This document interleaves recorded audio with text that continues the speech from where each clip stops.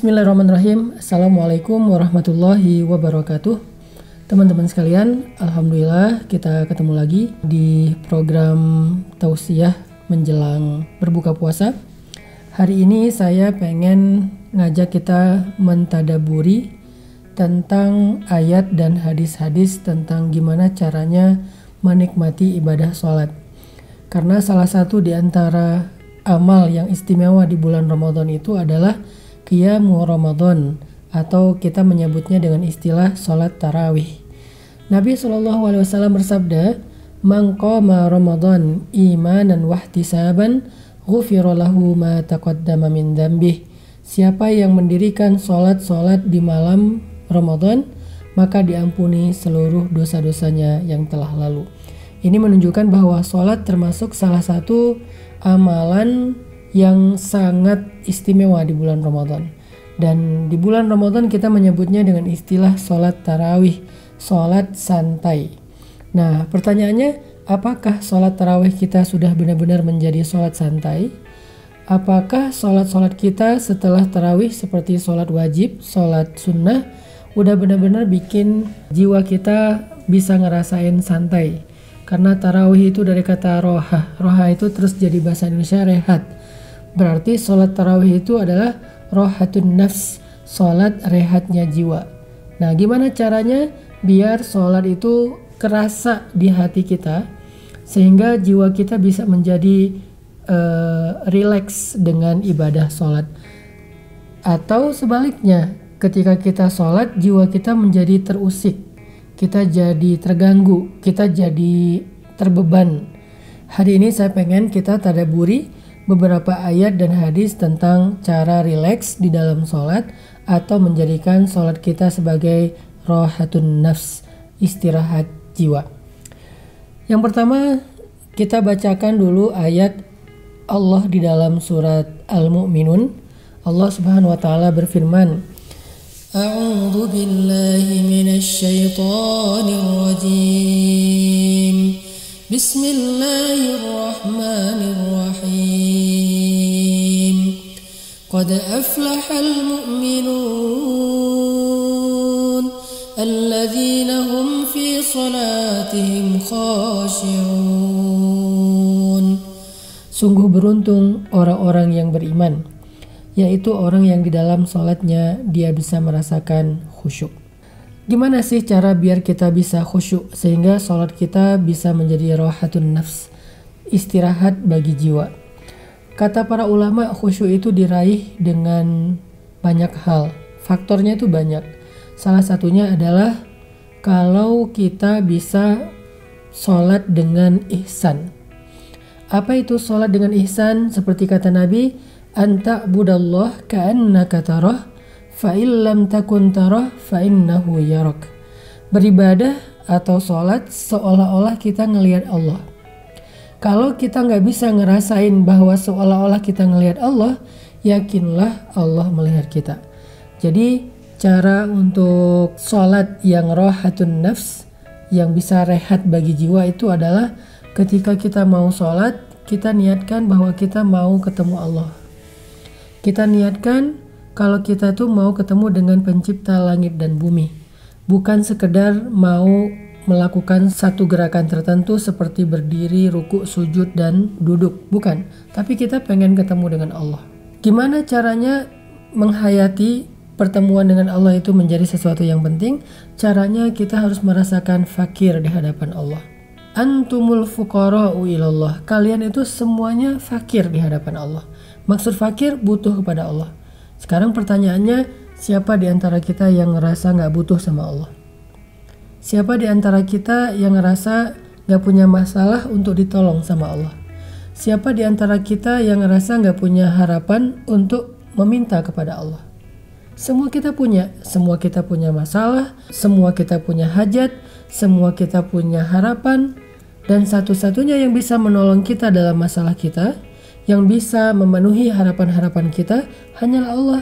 Sehingga ketika kita dipanggil untuk sholat, ketika kita melaksanakan ibadah sholat, baik itu berjamaah atau sendiri, kita datang kepada zat yang kepadanya kita akan meminta banyak pertolongan dan kebaikan. Nah, pertemuan dan perasaan fakir inilah yang coba kita bangun ketika kita sholat.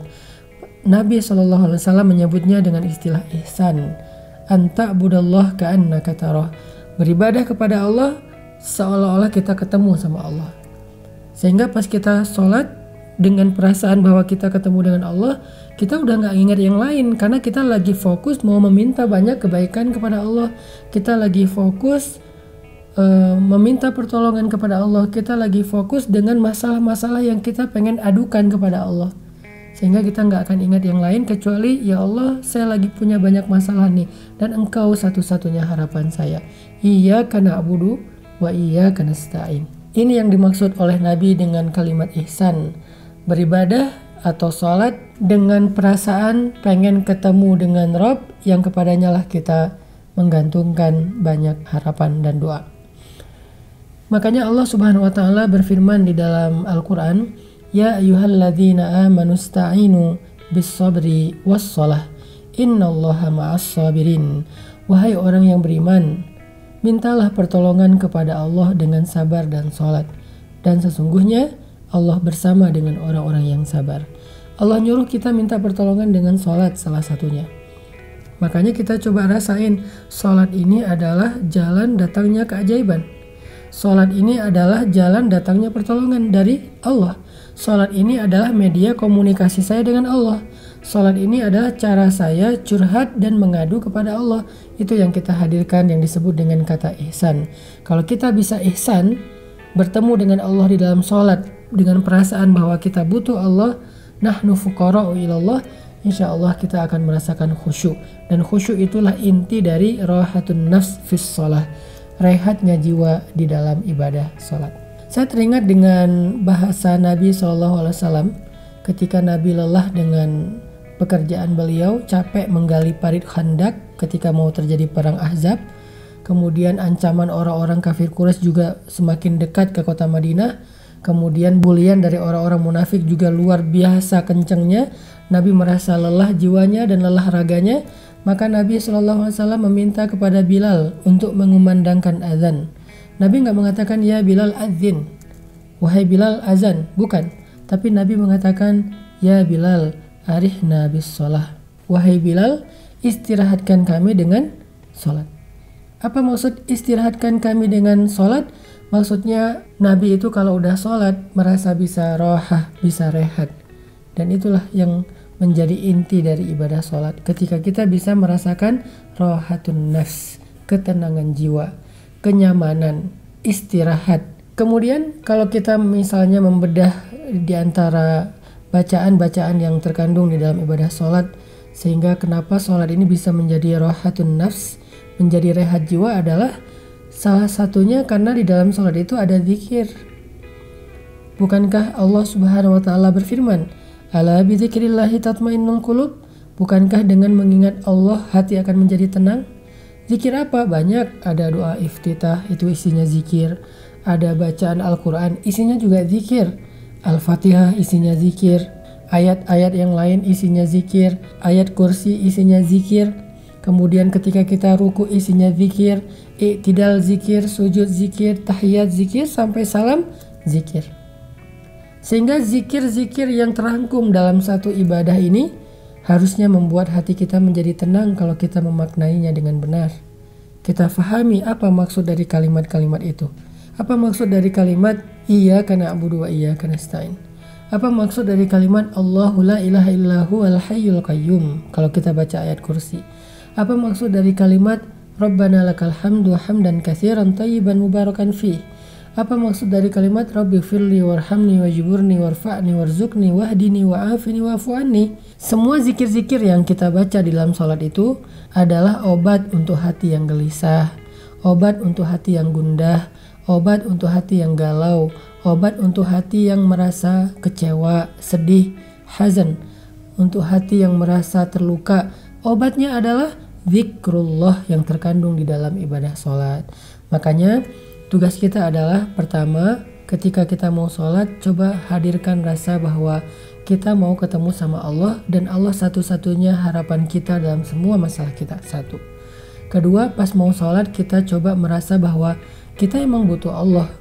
Karena kalau kita sholat dalam keadaan kita ngerasa nggak butuh Allah, kita bisa nyelesain sendiri, ya kita nggak akan ngerasa ihsan bertemu dengan Allah.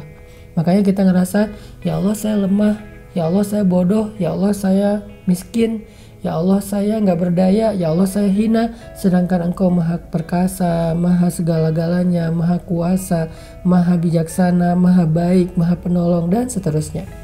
Hadirkan rasa nahnu fuqara'u ilallah.